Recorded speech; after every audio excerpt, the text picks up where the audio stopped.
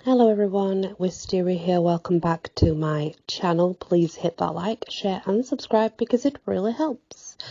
We're on Briar Rose now, the Grimm's fairy tale of Briar Rose, of course. A long time ago there lived a king and a queen who said every day, if only we had a child, but for a long time they had none. It fell out once as the queen was bathing that a frog crept out of the water on the land and said to her, "Your wish shall be fulfilled. Before a year has passed, you shall bring a daughter into the world." The frog's words came true.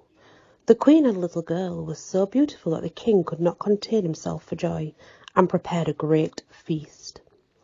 He invited relations, friends, acquaintances, anyone he could, but also the fairies, in order to maybe sort out favourable and kindly disposed gifts towards the child. There were 13 fairies in the kingdom, but the king only had 12 golden plates for them to eat from. One of the fairies had to stay at home. The feast was held in all splendour, and when it came to an end, the fairies did indeed present the child with magical gifts: virtue, beauty, riches, and so on and so forth. However, when the 11 of the fairies had had their say, the 13th suddenly appeared. She wanted to revenge herself for not having been invited. Without greeting anyone, in fact, she did not even glance at anyone, not the company, no one. She called out in a very loud, laudate voice, "The princess shall prick herself with a distaff in her 13th year, and shall fall down dead."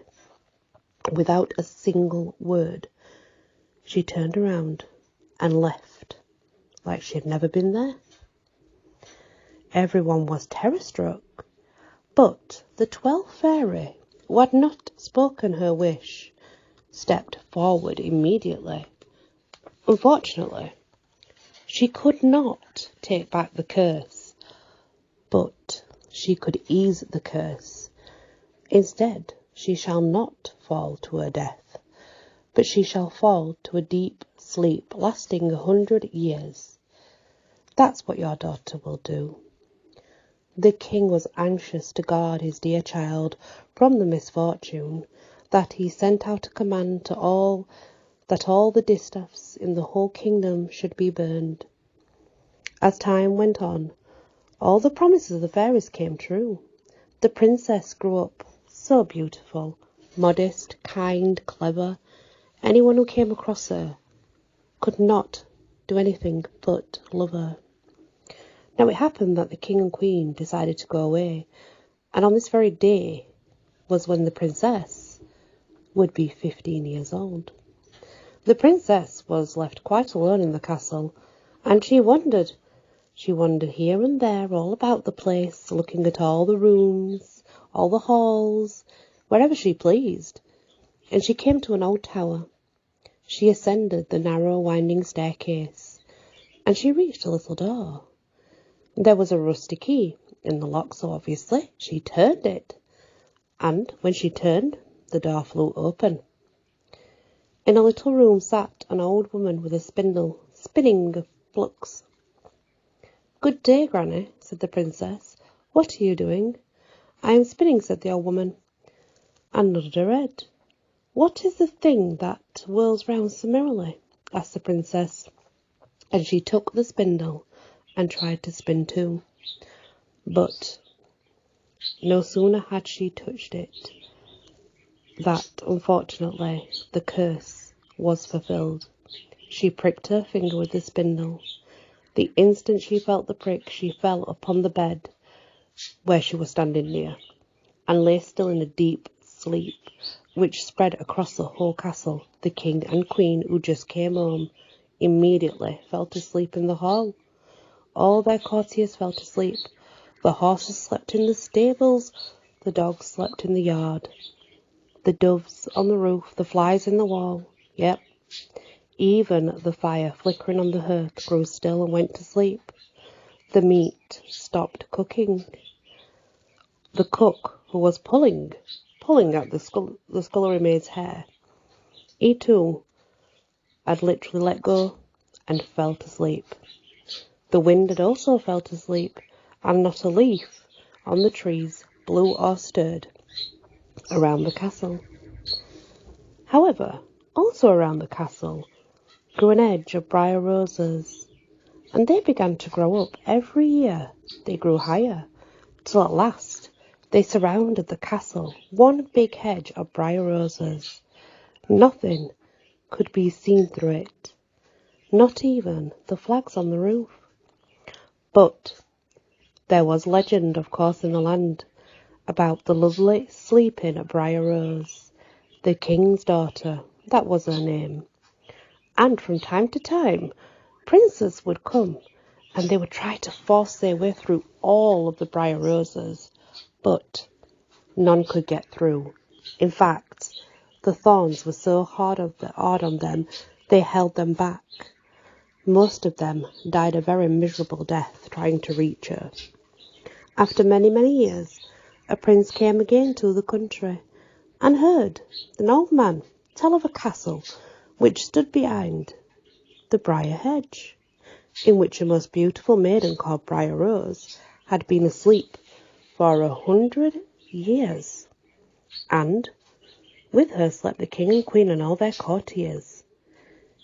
He knew also from his grandfather that many princes had already come and sought out the princess and never made it through the briar hedge, and they had remained there and died a sorrowful death. But the young prince said, I'm not afraid at all.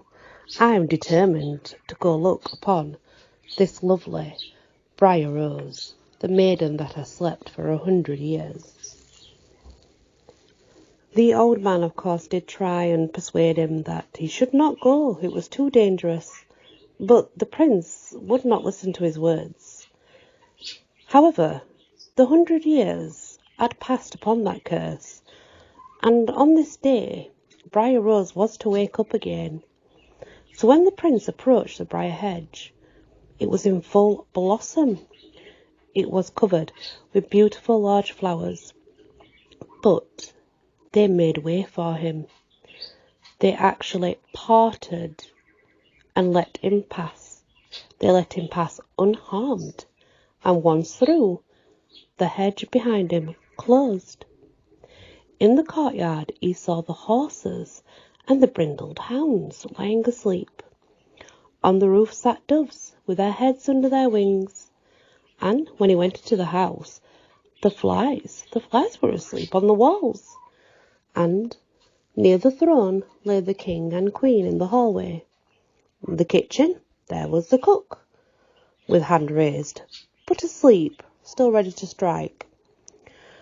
And the maid sat, but she was asleep, fast asleep.